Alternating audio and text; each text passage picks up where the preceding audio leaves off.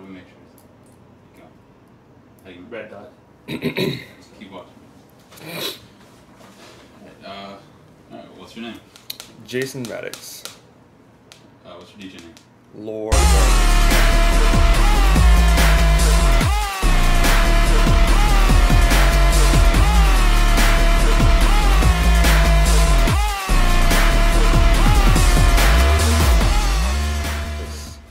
How'd you come up with that?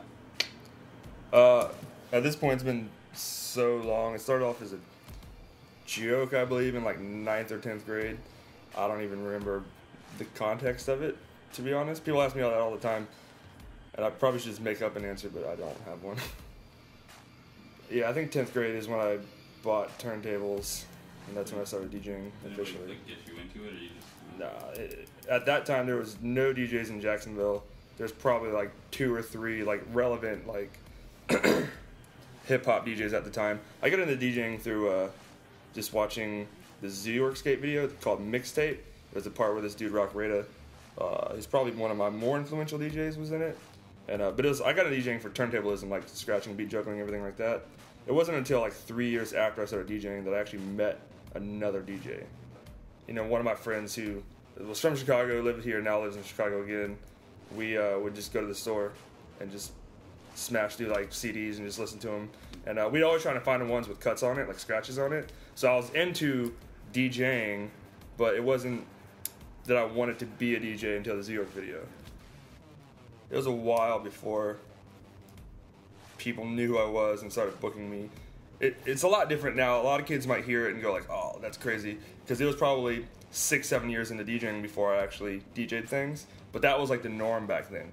It's completely different. Like DJing back then isn't like DJing today. DJing then was like you start DJing in your bedroom, learning to mix records. It took a year to even really become a decent DJ because, I mean, you're mixing records. There's no visual component. You can't just like throw on a song, look at it, hit sync, and go. You actually had to learn like a skilled trade to mix. And then, you know, even once I started playing shows and playing at clubs, it's still, you know, another chunk of time after that where people start to recognize you. So I mean, it was 5 or 6 years into it before people were like, okay, this kid DJs, he's pretty cool at what he does, we'll put him on this, you know.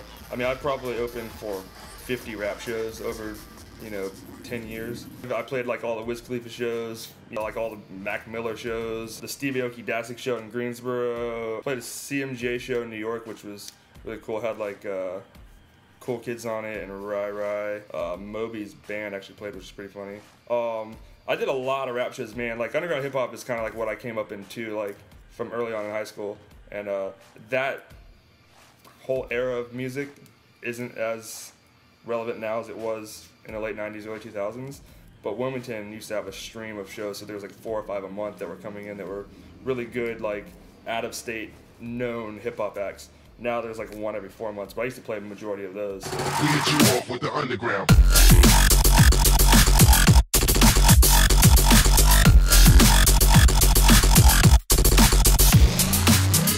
What's with the whole like worst DJ ever thing? Why do you call yourself the worst DJ ever? I think it's funny, man. I'm pretty like confident on my abilities, and I was always, for the longest time, world's greatest DJ. I say that all the time as like a joke, and I ripped off a comic book guy from The Simpsons on a sticker, and his whole thing was like worst ever, you know. So I thought it'd be funny to put worst DJ ever on, and that was like 3 years ago.